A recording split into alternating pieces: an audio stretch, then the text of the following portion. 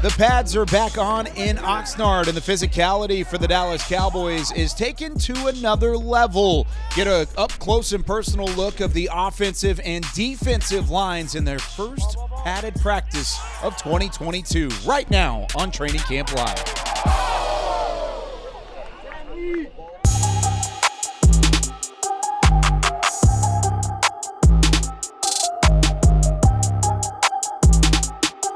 Welcome into the first padded edition of Training Camp Live, presented by American Airlines alongside Nick Eatman. I'm Kyle Youmans as the pads are on for the first time Finally. in training camp. It feels like forever we've been waiting for this. No, I was just saying finally that I can finally be on here. You're allowing me to be on this. Maybe it's when the pads come on. You get to know what? We didn't want to waste your time. Okay. We wanted to look at the fun stuff, and here is some fun stuff. How about offensive line versus defensive line? First teamers. Mike McCarthy talked about it in the combo blocks earlier in his press conference, saying that getting to the second level, actually having some physicality, this is what the offensive line's been waiting for. Without a doubt. And you know, it's real easy to say, hey, the defense is doing better than the offense. Well, a lot of times what happens is wait till the pads come on like today. You can see how physical they are, and it changes some things a little bit. Tyron Smith, obviously, there blocking. But when he gets his hands on you, it's a game changer. He still has it, though. He still had, you saw in that play right before with against Tank. Yeah, Tank Lawrence off the edge. You saw a little bit of Chauncey Golston there. And then after Tyron Smith went one-on-one with DeMarcus Lawrence, it was Josh Ball that went up there afterwards as well. So you're seeing a good mixture not only of offensive linemen but of the defensive linemen as well. And that's a group that a lot of people are excited about. Yeah, without a doubt. They're excited about the both sides of the ball. But really, that like you said, the defensive line. You know, I'm looking at 75 here, Josh Ball. Kyle, we heard today about Matt Waletzko is going to be out for maybe another week, if not longer, with the shoulder injury. And it was going to be Ball and Waletzko kind of battling for this swing tackle spot. And you know he has to play a lot. I want to see what Ball can do now, because the onus is going to be on him to see if he's got what it takes. Yeah, we've got two different groups going on at the same moment. We've got, and that's just within the offensive and defensive line. We've got a whole group on the far side. It's kind of tough to see through the trees. We're not allowed to go over that direction, of course, so we get just barely a little bit of a peep in there. But then you've got the group right up in front of us, and we get a front row look at it. And then on the other side of the field, if we can pan left here, Alex, we've got wide receivers going up against some linebackers back and forth, couple of physicality drills just to get the popping back. It's one-on-one. It's one-on-one drills all the way around. Well, it's not really one-on-one, like you said. It's more of like the combos, 2-on-2, 3-on-3 type of stuff. But it's the best kind of competition that we've seen here. We're going to get some here right in front here. So it's Matt Farniok at center. Then he's got Isaac Alacron to his left, and then it's Tyron Smith at the left tackle spot. So a mixture of guys on this drill. Marcavius Bryant got a full face full of Tyron Smith at that point. Welcome to the league there, Big Cat. You know, he's probably like, your name is Big Cat, huh? So I'm watching on you hear other the side. sound. Can't get distracted. We're looking over here. Yeah, it's just Trayvon Diggs and James Washington going out. Let's watch here again. See if Big Cat's got something for him 59 now. in the blue. Okay. Nothing for Josh Ball on that occasion. Had John Ridgway, first real look at the Arkansas product, fifth-round pick, somebody that that multiple people are really excited about to try and muddy up that interior of the defensive line. Yeah, they need a big guy like that, nasty, mean streak type of guy. I tell you, Kyle, this is defensive tackle is going to be a spot where somebody really good, I think, is not going to be on this team. Wow. Somebody, or good, maybe not really good. Sure. You keep your really good players, but there are going to be some good players or veteran players. There's just no way to keep all these defensive tackles, so I can't wait to see how it shakes out. But this is kind of where it starts. We'll look on the other side of the field here. Here's Will Greer letting it go over the middle of the field. Nobody home. He was aiming for what looked to be Jakari Roberson and or Peyton Hendershot, both of which were going that direction. Here's a couple guys here with Greer throwing it. Diggs all over T.J. Vasher, but Vasher's going to win that battle on the sideline. No. Ref said incomplete. Said he fell out of bounds touched it with the elbow on the sideline. I think he wants a review here.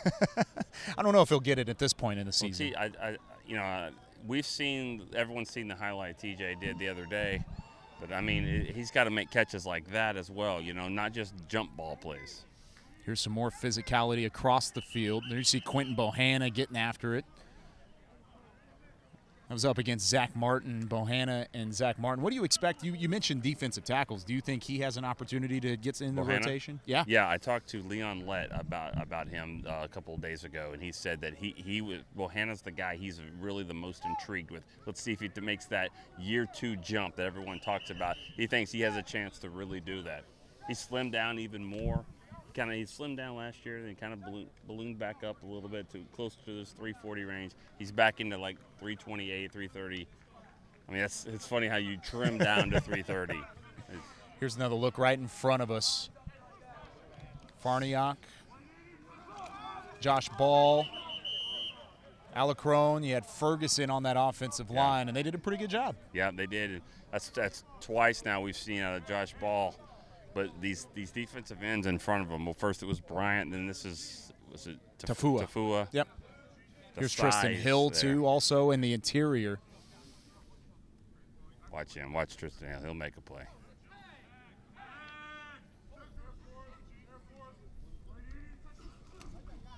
Oh, he did get through there. Good call, Nick. Yeah. He's had a good camp so far. He has. He's tough to block. And he's keeping his mouth shut. Serious guy. He doesn't really do a whole lot. You don't see a lot of fun and games out of him. He just kind of gets the job done. I think this is a big year for him. It's a big year, like we said. Somebody from that tackle position, it's not going to work out. Trying to look through the far side again. There's Tyler Smith. First time we've gotten the chance to see him in pads. I thought it was interesting that McCarthy said that maybe we rotated him a little too much in the summer. Of guard tackle. Looks like they're going to try to hone him back into guard. Really give him an opportunity to maybe compete for that starting job with McGovern and really get it. I mean, obviously you draft the first-round pick with the idea he's going to start, but McGovern's not letting it go easily. Not at all. Do you think that McGovern still has a leg up in that competition? Oh, how about this? We've got a little bit of a treat. It's the second Mojo moment we've had today. The first one included the kicking situation where it was down by 2, time running out. You had to get a field goal off. Now we get a second one and a chance to see an intensity high scenario. Why don't we just go through that offensive line like you talked about there? Okay. Terrence Steele, Zach Martin, Tyler Biotish, Connor McGovern, Tyron Smith. So there's your first team at the moment. I was about to ask you who had the leg up. 66 is in there. He's still in there for this Mojo moment. Uh-oh. I don't see Zeke. I see – is that Tony Pollard? That is Tony Pollard in the back. They throw it left side. There's C.D. Lamb in the flats. He's wrapped up by Donovan Wilson. Yeah. Now we got a field goal. Let's see what we do here. Hustling everybody out. It's Jonathan Garibay first. Brian Anger will hold. For about quick 48-yarder. Just got it off in time, and that one is no good. Off to the right. So 0 for 2 in Mojo moments for Jonathan Garibay. He missed his opportunity earlier in the practice, and now we'll get to see the second team, and then it will be Liram Hiralahu. Not good. Not a great start. No, I mean, you can kind of hear the groans from the fans here. I mean, it's one of those moments where, those topics we've talked about is what happens with this kicker situation.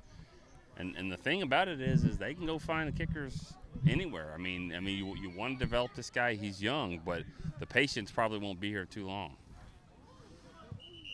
And so a run up the middle. Now, no timeouts. The clock is running out. Flashbacks. There's 10 seconds left. There's a couple flashbacks going on there. It was 15 and not 4 running. But here's Liram Hiralahu. Got it off in time. About 39 yards out, and that one is good. So Liram Hiralahu, 2 for 2. 49, excuse me, from the 39-yard line.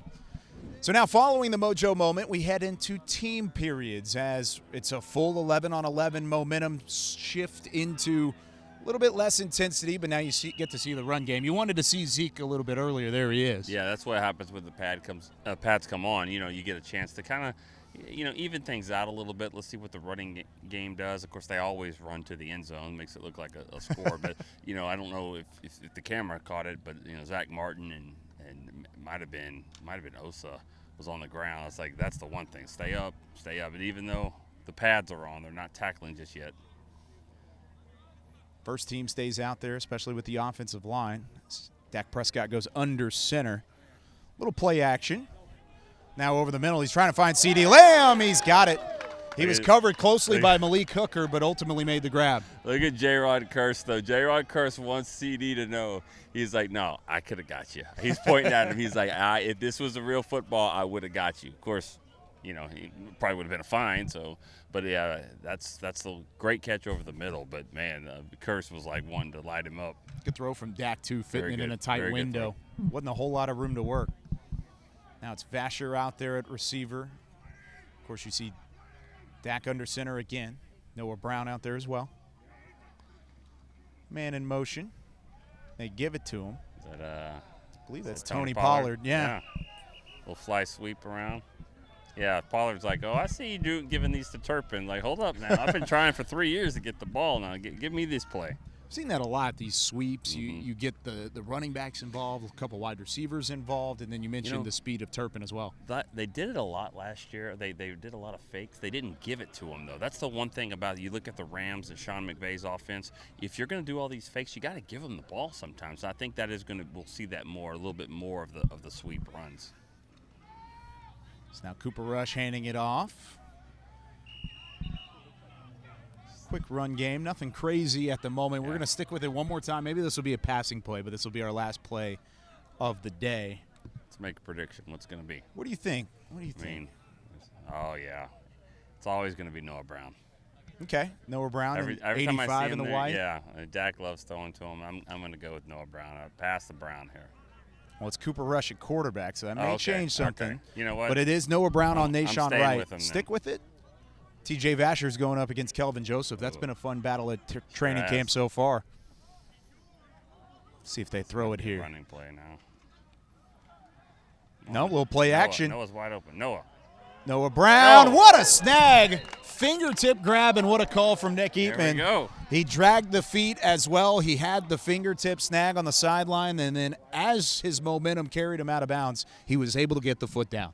Really good throw there by Cooper Rush. I mean, that was, we got a great angle of that, but, just offensive line's got to hold up long enough for a guy to cross the field like that. Really good throw, though, by Cooper. Two defenders in the vicinity, too. Not bad defense. The coverage was there, but ultimately a better throw, better catch, and the result for the offense that the offense has really been looking for. But that's going to do it for us here on Training Camp Live, presented by American Airlines. For Nick Eatman, I'm Kyle Youmans. We'll see you with more padded practice tomorrow.